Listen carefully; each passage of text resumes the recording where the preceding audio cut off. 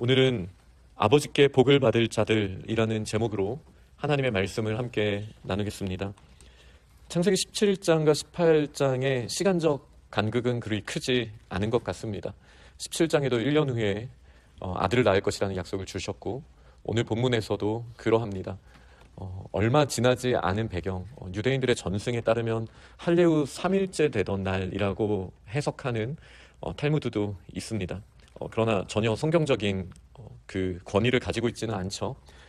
17장, 18장을 봤을 때 1년 후에 이삭이 낳을 거라는 이 하나님이 직접 나타나시고 말씀하셨다라는 점에서 그리 멀지 않은 시간인 거는 그러나 분명합니다. 어쩌면 17장에 나온 내용이 18장에 더 구체적으로 보여지는 것일 수도 있습니다. 근데 17장에는 여호와 하나님께서 직접 나타나셔서 말씀하셨던 부분이 구체적으로 묘사되지는 않지만 18장에는 그 내용이 구체적으로 나옵니다. 사람 셋의 모습으로 오셨던 것을 보게 됩니다.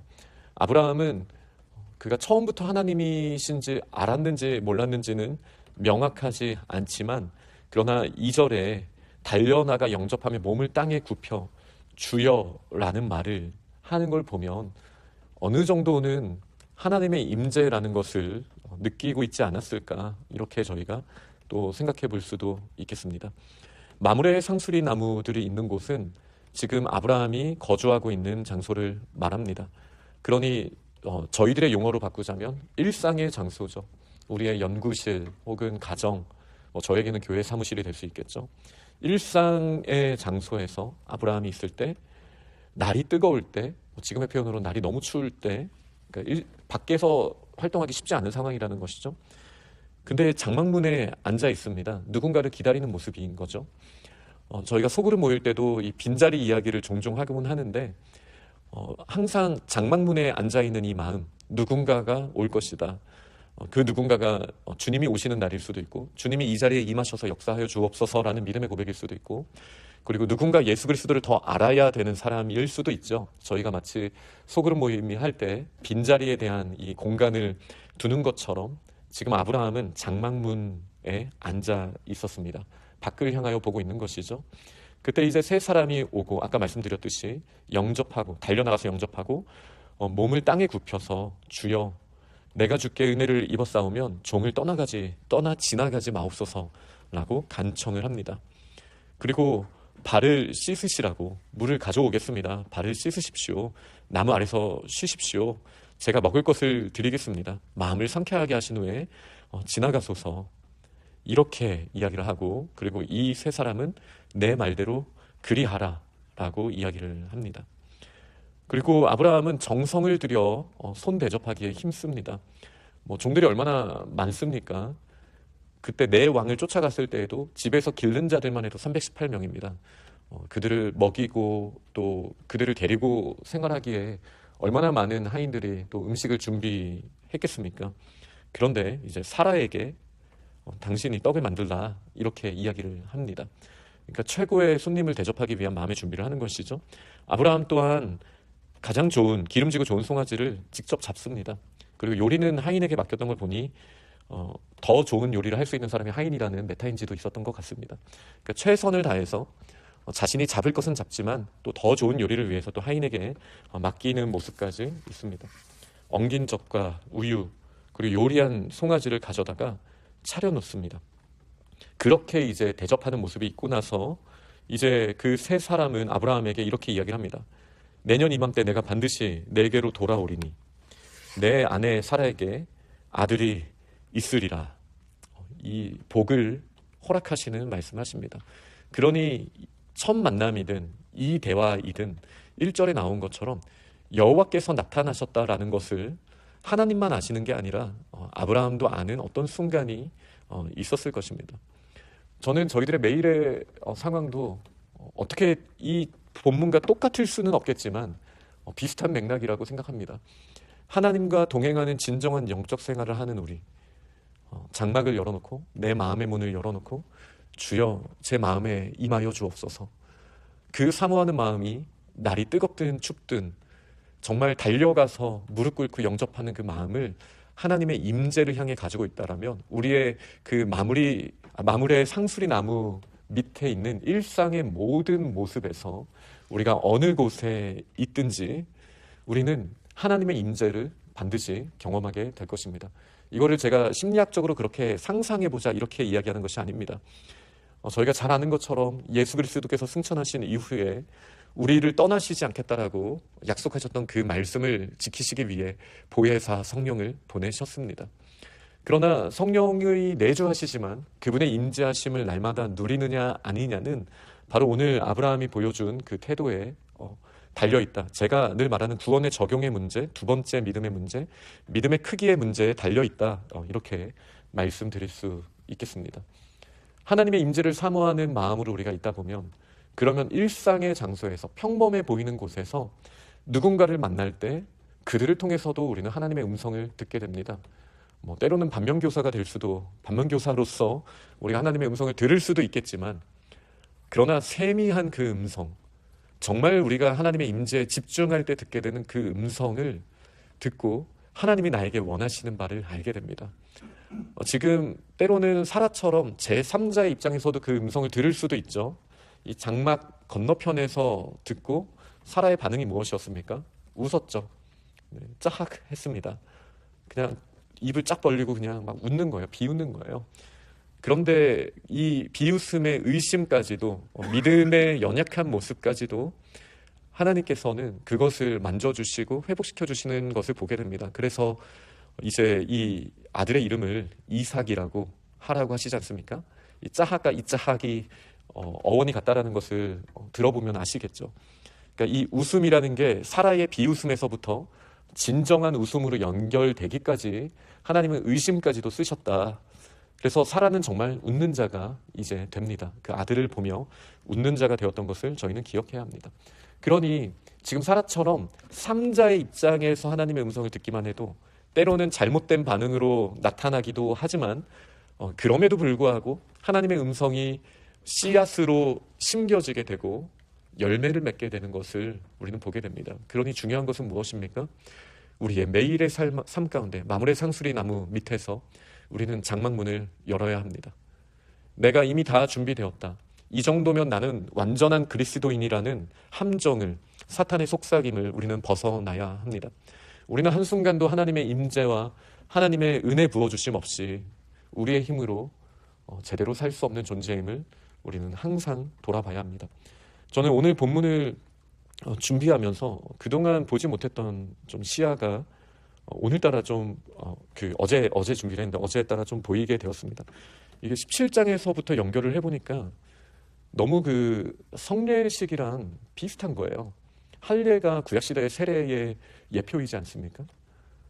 그리고 그 6월절 기간에 제자들의 발을 씻겨주신 예수님의 모습처럼 지금은 아브라함이 발을 씻기는 거예요. 그리고 이 정성껏 준비한 만찬처럼 또 주께서 우리에게 성찬을 준비하시지 않았습니까? 이 17장, 18장의 이 특별한 예식의 그 원형이 되는 모습과 지금 저희들이 그리스도인으로서 누리는 이 세례의 기쁨과 그리고 발을 씻어주신 이유와 그리고 이 성찬의 기쁨, 함께 기쁘게 교제하고 그 만찬에 참여하는 것의 의미에 대해서 한번 잠깐 생각해 봤습니다. 제가 오늘 제목을 아버지께 복을 받을 자들이라고 했는데요. 웬만하면 제가 본문에서 제목을 잡으려고 신경을 쓰고 있는데 이 제목은 마태복음 25장에서 나온 제목입니다. 예수님께서 마지막 때에 대해서 이야기를 하시죠. 마지막 때에 임금이 오실 때 양과 염소를 구분할 것이다. 그리고 오른편에 있는 자들에게 다음과 같은 말을 할 것이다. 라고 아버지께 복을 받을 자들이라는 표현을 그 임금이 하게 됩니다. 이거 예수님의 관점에서 말씀하신 거죠. 그런데 어떤 자들이 복을 받을 자들이냐? 그 자들에게 이렇게 말합니다. 너희는 내가 줄일 때 먹을 것을 주었다. 내가 목마를 때 마실 것을 주었다. 내가 헐 벗었을 때 옷을 입혀 주었다.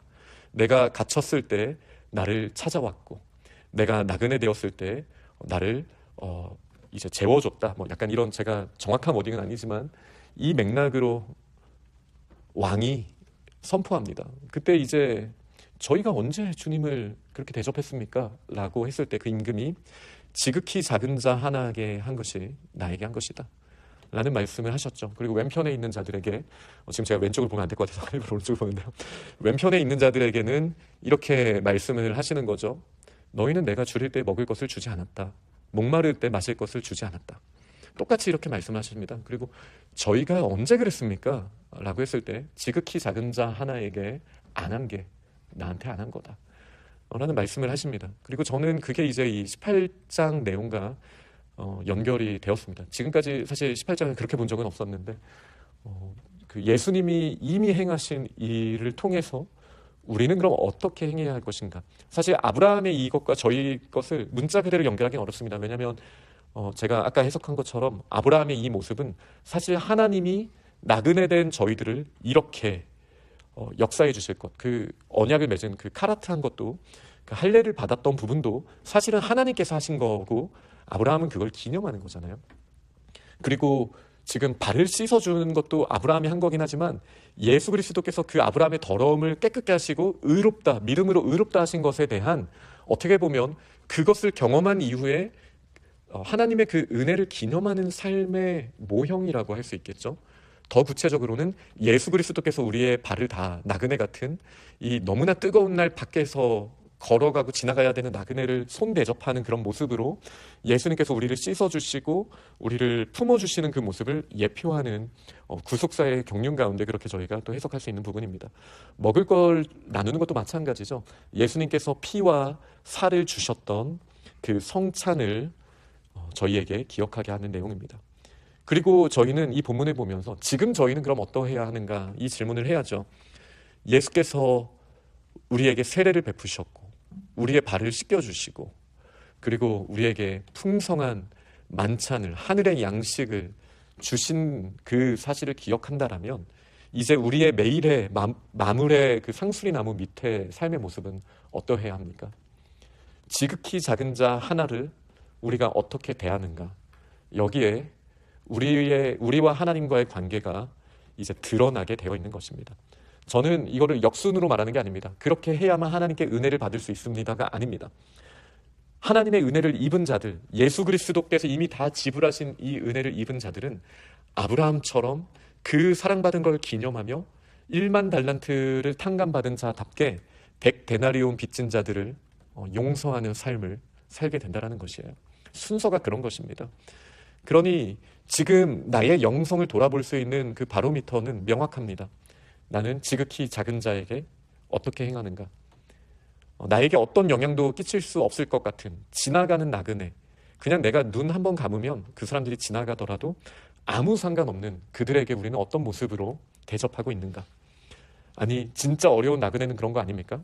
진짜 어려운 지극히 작은 자는 우리의 마음을 긁고 우리를 힘들게 하는 사람들이 있다면 그들이야말로 지극히 작은 자들이지 않겠습니까?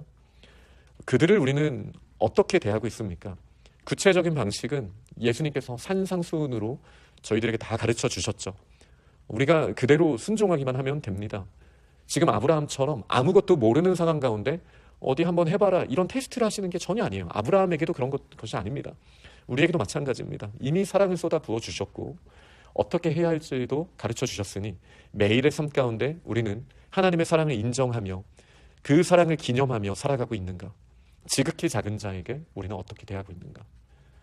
결국 우리의 매일의 그 영성에 따라서 하나님께서 우리를 통해 영광 받으시는 게 결정되고, 그리고 우리가 지극히 작은 자 하나에게 한 것이 하나님을 위한 것임을 하나님은 반드시 드러내실 날이 마지막 때에 임금이 오실 때 있을 것이다. 이것이 마태복음 25장의 말씀이라면 말세 지마를 살고 있는 지금 저희도 또한 깨어있는 일상의 삶에서, 일상의 공간에서 그렇게 깨어있는 삶을 살아야 합니다. 하나님의 임재를 사모하고 믿음으로 승리하는 우리 귀한 기도의 용사들이 다 되시기를 간절히 축원합니다.